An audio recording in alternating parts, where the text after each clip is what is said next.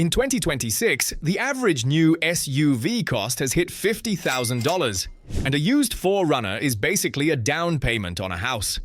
But what if I told you there are 7 bulletproof 4x4s you can still find for under $5,000? Vehicles that Consumer Reports has historically called some of the most reliable ever made.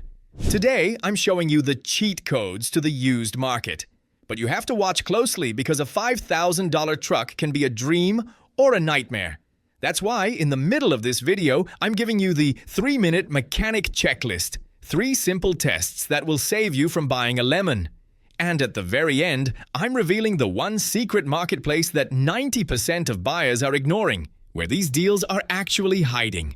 Let's get into it. Number 1. The Toyota Sequoia, 2001 to 2004. First up is the ultimate Toyota tax workaround. Everyone wants a 4Runner, but in 2026, those prices are still through the roof. Instead, look for a first-generation Toyota Sequoia. Consumer Reports has historically given this generation top-tier marks for reliability. And in their latest Used Cars to Trust analysis, it remains one of the few full-sized SUVs they consistently recommend. The soul of this truck is the 4.7-liter V8 engine.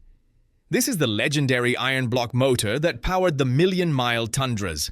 It's a workhorse that doesn't know how to quit, which is backed up by iSeeCars data showing the Sequoia has the highest likelihood of any SUV to reach the quarter-million-mile mark.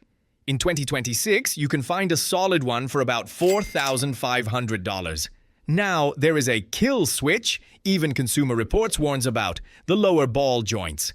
If they fail, your front wheel can fold under the car. If you find one with a documented ball joint replacement and a rust-free frame, you're looking at a 7 out of 10 for off-road capability that will outlive almost anything else in your neighborhood. Number 2. The Nissan Xterra, 2005 to 2010. Next is the SUV for people who want that rugged, go-anywhere look without the Toyota premium.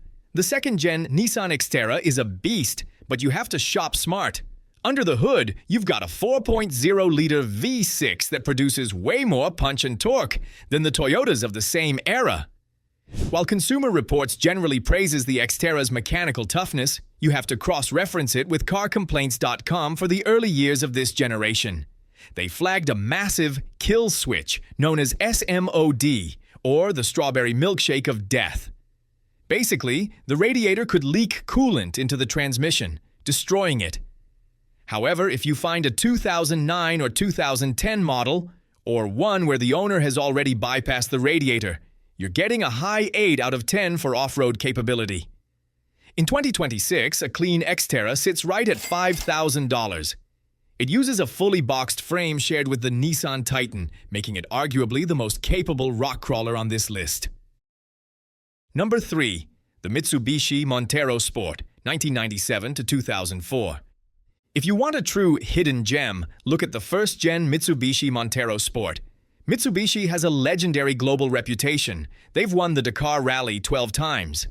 Even though Mitsubishi's US presence has shrunk, Edmunds and Motor Trend have long called the Montero one of the best-kept secrets for used 4x4 buyers because of its over-engineered chassis.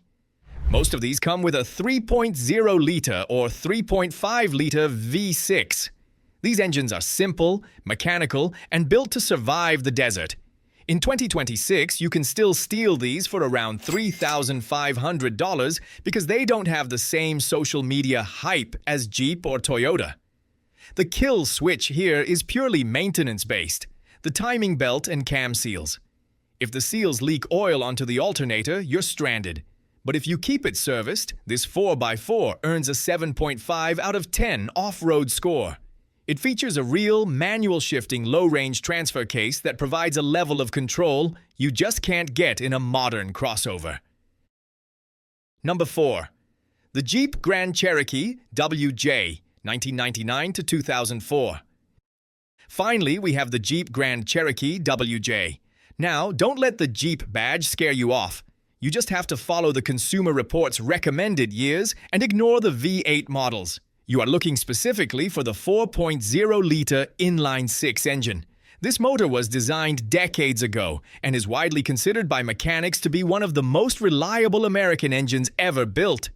In 2026, these are the ultimate budget warriors at just $3,000. The trade-off is the Jeep stuff.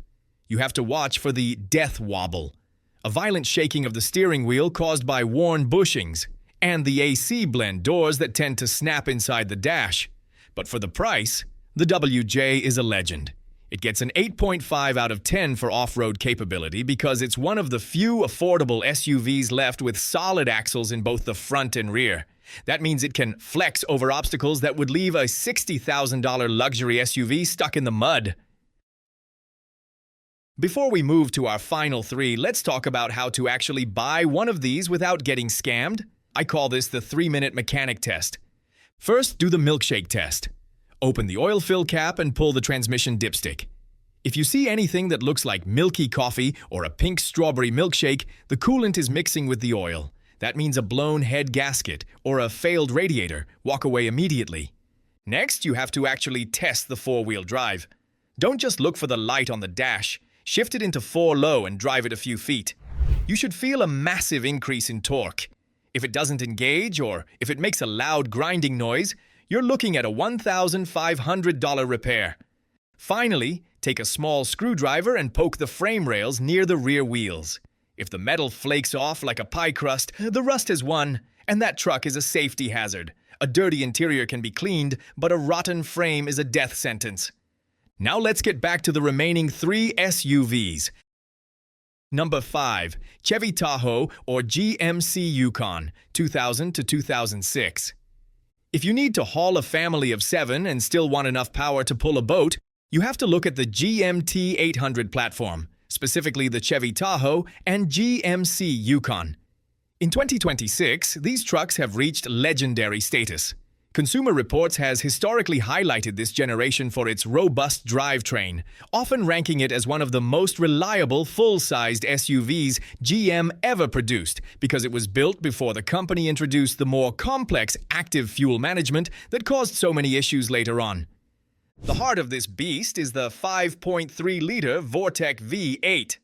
This engine is a national treasure. It's common to see these cruising past 300,000 miles with nothing but basic oil changes. In today's market, you can usually find a well-loved Tahoe for about $4,800. However, you do need to be aware of the kill switch, which is the 4L60E transmission. Even CarComplaints.com notes that these gearboxes are the weakest link, especially if they've been used for heavy towing. If you're test driving one and the shift from second to third gear feels lazy or slips, keep walking. Beyond that, watch for failing fuel pumps or ABS sensors, which are common but luckily very cheap to fix.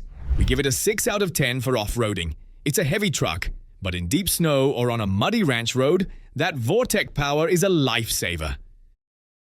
Number 6. Ford Expedition, 2003 to 2006. Now, let's talk about a choice that might surprise you. The second-generation Ford Expedition. Most people are terrified of Ford's V8 engines from this era because of the spark plug and cam phaser issues found in the 3-valve versions. But here is the professional secret. If you find one with the 2-valve 4.6-liter V8, you are getting one of the most durable engines Ford ever produced.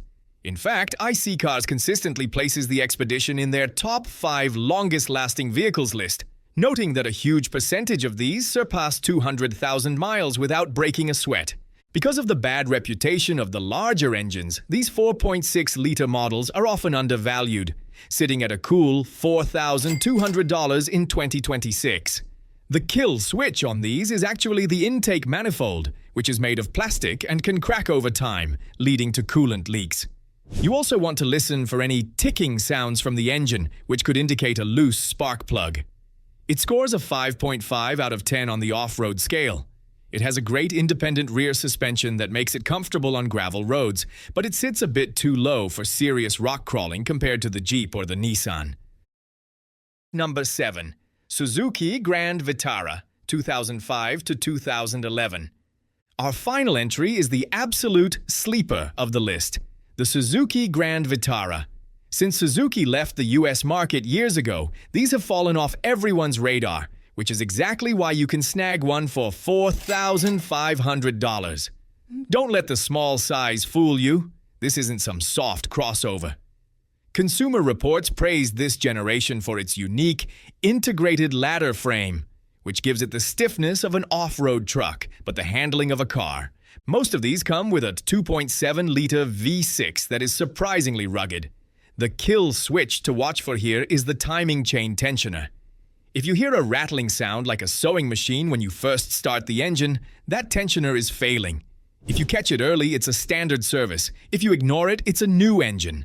But if it's quiet, you've found a gem. For off-roading, this earns a solid 7 out of 10. It has a real 4-mode 4-wheel drive system with a locking center differential and a low-range gear. It will literally go places that modern $60,000 crossovers wouldn't dare to dream of. I promise to tell you where the best deals are hiding in 2026. If you're only looking on the big national car sites, you're seeing flipper prices. The real secret? Rural estate auctions and small-town newspaper classifieds. Think about it. Many of these older SUVs were owned by people in rural areas who used them as secondary vehicles or ranch trucks. When these estates are settled, the cars often go to local auctions where there are fewer bidders and zero internet hype.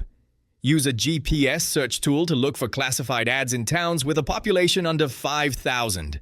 That is where you'll find a one-owner, garage-kept Sequoia or Tahoe for $4,000, while everyone in the city is paying double.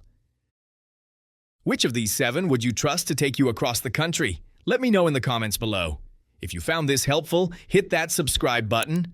I'm on a mission to help you beat the 2026 car market. I'll see you in the next one.